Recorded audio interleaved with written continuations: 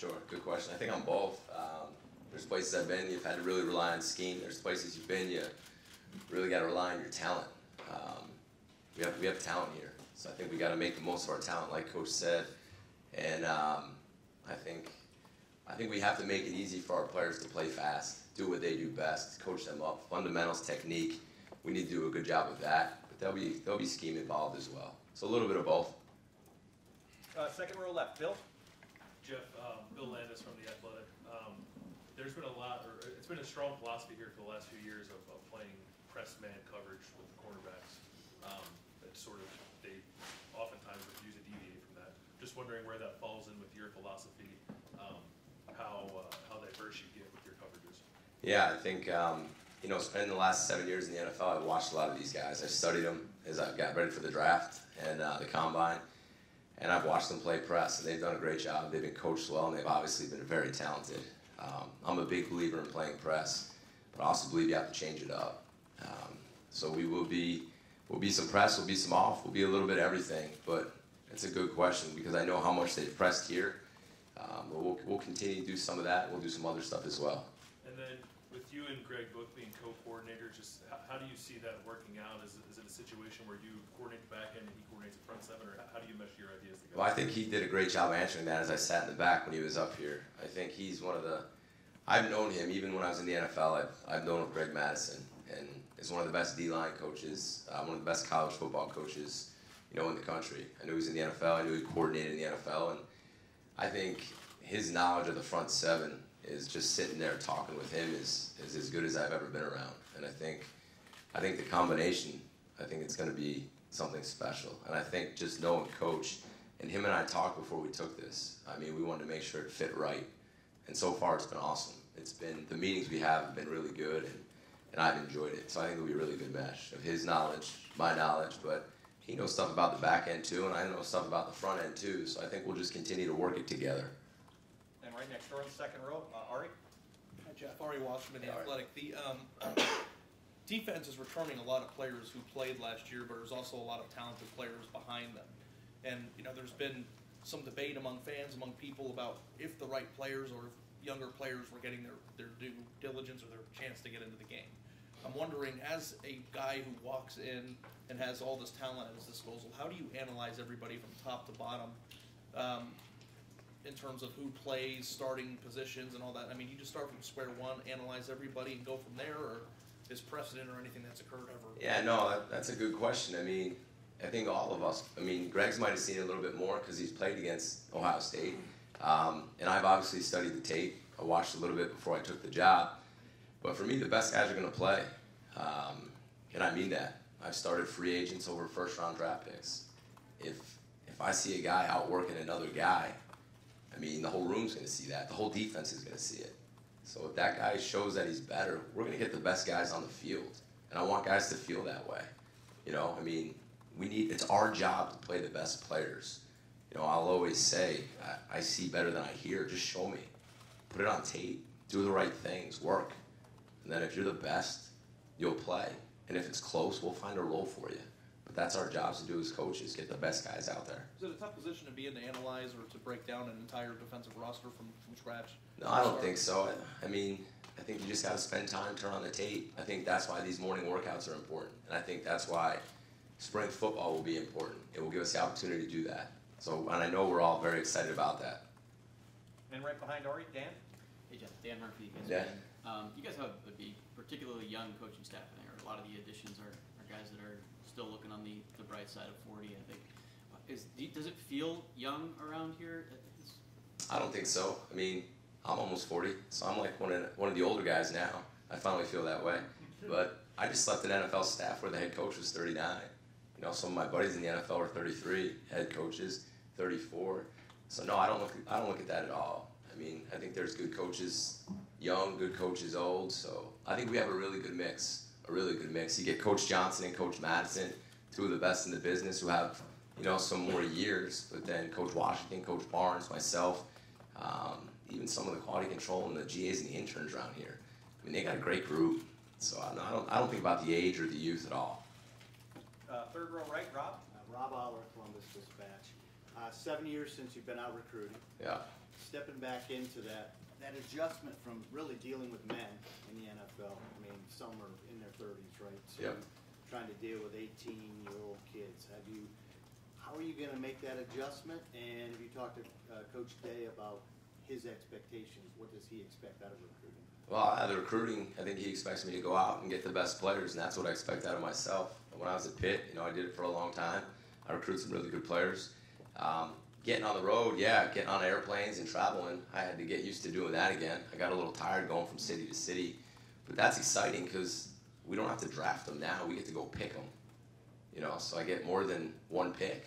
Coach tells me you get two DBs in this draft. I get more than two DBs now. We get to go evaluate, we get to go pick them, and if we want them, we better work and get them. And that fires me up to give us a chance to do it. And I believe I have the experience with what I've learned over the last 7 years to give a lot to offer these guys. And as far as the NFL player compared to the college player, I saw that when I entered the league. I coached Rondé Barber. He was 37 years old. I was 31. He told me all players want to be told what to do and how hard to do it. And he said if you do that and have a relationship with them, you'll be fine. I think the misconception is that it's different. I don't believe it is. I mean, Richard Sherman will call me, we'll talk just as close as I've been with 18, 19-year-olds. You want to develop relationships. You want to develop trust. You want the guy to run through a wall for you because he knows he has your back, because he knows you love him. And you want that relationship no matter how old they are. And I think the same will go with these guys as it did as coaching in the NFL. So I'm excited, though. I'm excited to get back on the road and recruit. I am. Front row right, Tim.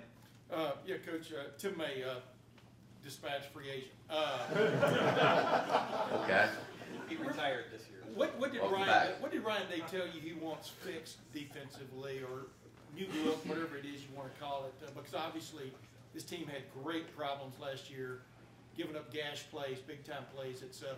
What is it he wants most from you, new guys, defensively? Ryan didn't talk about fixing anything. When Ryan called me and we started to speak, we just talked. We talked about the possibility of me coming back to college football, what he saw me doing, but we never talked about fixing anything. I have a ton of respect for Coach Schiano. He's a mentor to me. And obviously, you guys know I've been around him for a long time. We never got into it. And I'll never say anything bad about the defense, about the scheme, because I've been on other sides of that. The new guys come in and think everything was wrong. It's not. There's a lot of right. And he did a good job on a lot of things, and I mean that. So our job is to get better. We have to. And Coach Madison and I will do the best we can along with the staff to make sure we do that, to get the players better fundamentally, their technique, and then we'll figure out the scheme from there. And having been in the NFL, what is it that experience has given you from a broad range, maybe point of view that you'd like to bring back to the college game? It's a good question too. The biggest thing is if you look at it, for the last 7 years I've coached 140 games, right? So I've gotten ready for 140 games in 7 years. In the off season there's no recruiting. So today, instead of doing this, I'd be in my office just studying tape all day in the off season. Players can't even be in until April. So every off season for 7 years I studied tape and I learned. And I feel like that education, that knowledge, I've had some scars. I've gotten beat on things by trial and error. But I think that has really allowed me to become a better football coach. I think the best thing that ever happened to me was I had the opportunity to go to the National Football League and just study football for 7 years. Because now I feel like I've seen a lot, and I think that will help. All right, over here, Clay. Yeah, Got Clay just a Hall, couple more, folks. ABC 6, Fox 28. Why was it like Greg Madison that the opportunity to coordinate was the attraction? Why do you leave the league to come?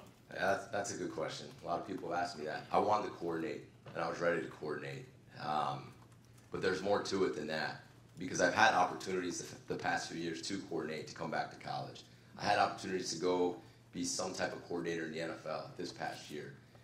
I came back here because this is a special place, and I mean that, not just because I'm sitting here.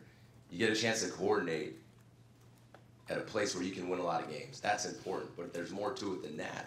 You get to coordinate where you can win a lot of games with the right type of people. And that's the culture here. That's where it's different. I didn't want to go to a place where the culture wasn't right, where you weren't around good people. And that's what I talked to Ryan about. And I know Coach Meyer has done that, and I know Ryan will continue to do that. It's the right type of player here. It's the right type of head coach here, and it's the right staff here. So there's more to it than winning and losing. You want to do it the right way with the right people. Those are all the things that drew me here. And I studied that, and I talked to a lot of people about that. Why are they right? Why are they right? Yeah. They've recruited the right type of people. They've recruited the right type of guy. They're smart, they're tough, they're reliable. They come to work. If any of you guys saw the mattress today, for 30 minutes, I was in shock. I hadn't seen anything like that in a long time. I mean, I said to Ryan when I walked out, I said, I had the chills. I mean, but they've recruited the right type of guy. The guy that's going to do the right thing. The guy that's going to go to class. The guy that's going to treat people the right way. The guy that's going to come to work and give it all he has. Because you guys know in other places they don't do that. There's a lot of teams that are different, but this place is special for a lot of reasons. And last questions for Jeff, front row left up. Just some scheme stuff. Doug Lamreese, Cleveland.com. How much do you expect to be a nickel? A lot of teams almost use nickel as a base. What's your philosophy on that? Well, I think we'll have to be in both based on who we're playing. Based on how we match up for certain teams. You know, they're going to run the ball, they're going to throw the ball. What the down and distance is, what personnel are they in, what tendency is it, how good is their slot receiver, how good's our Sam, how good's our nickel. So I'd love to talk scheme with you for the next 30 minutes, but there's going to be so much that goes into that because, I mean, we got to do a good job. Coach Madison, myself, and the staff have to do a good job week to week trying to figure that out. They've rotated corners a lot. Yeah, I know that. Couple years. I've seen that. Do you like that idea, or do you sort of like, hey, if I got two guys who are our best corners, I want them out there? That's funny because I remember the first time I had Lattimore up on a 30 visit, and I was so confused. I was like, why are you rotating? If you're going to be the top 5 pick in the draft, what's wrong with you? Why are you rotating? He's like, well, coaches rotate me. Then the next year it's Denzel Ward out. I'm like, why are you rotating? Like, what is going on here? He's like, well, the next guy's probably a first-round pick too, coach. And that just goes back to, I didn't get it at the time. I was like, what are they doing? But the next guy's a first-round pick, right? So it goes back to the question I think you asked me before. If a guy's good enough to play, we have to get him on the field. And if he's doing everything right, we have to find a role for him. So if we got 3 first-round picks at corner, and I'm not saying we do, we better find a way to use them, right? So I think we'll figure that out. We'll figure it out. And real quick, Dave. When corners, when the ball's in the Who's air. do I answer now, him or Dave? Go to the left. We all want this. We all want this. This is the number one question for Ohio State fans. Go ahead. This is for the fans. I'm not joking. I'm serious. Do you want your corners turning and looking for the ball? All right. So here's the deal on that one. And if I ever see any of you guys tweet, do you think that we as DB coaches sit there and say, don't look back for the ball? Like, my wife used to come up to me after games and be like, hey, why don't our guys turn back and look for the ball? I'm like, do you want to see my individual tape? All we do is practice turning and looking for the ball. DB coaches teach to turn and look for the football. We promise you we will practice to teach. This is awesome that you asked this, because now no one can tweet this out or say this. We are going to work on turning and looking and trying to intercept the football when we're in man. Now, there's certain parts of the field where it's not good to do that. So if we don't do it in a game, it might be a certain part of the field. But I promise you, come and watch individual. We'll turn and look for the ball. Can we? Yeah. I don't know if you're allowed to or not. Don't trick me. I don't know all the rules. We're not allowed, so that's All right, sorry. Jeff, real quick, Dave Biddle from 24/7 Hey, Dave. Sports. Real quick, do you plan on coaching from the box or the field? That is a good question. I think myself, Coach Madison, and Ryan will have to talk about that. We haven't brought it up yet. I know where I'd like to be. I'm not going to tell you that yet. great. Coach, thank Not you. because just because I don't want to be lying to you. I don't know where I'll be. It's for the fans. You know what? I might want to go open the box just so people don't recognize me around here. Thanks, guys.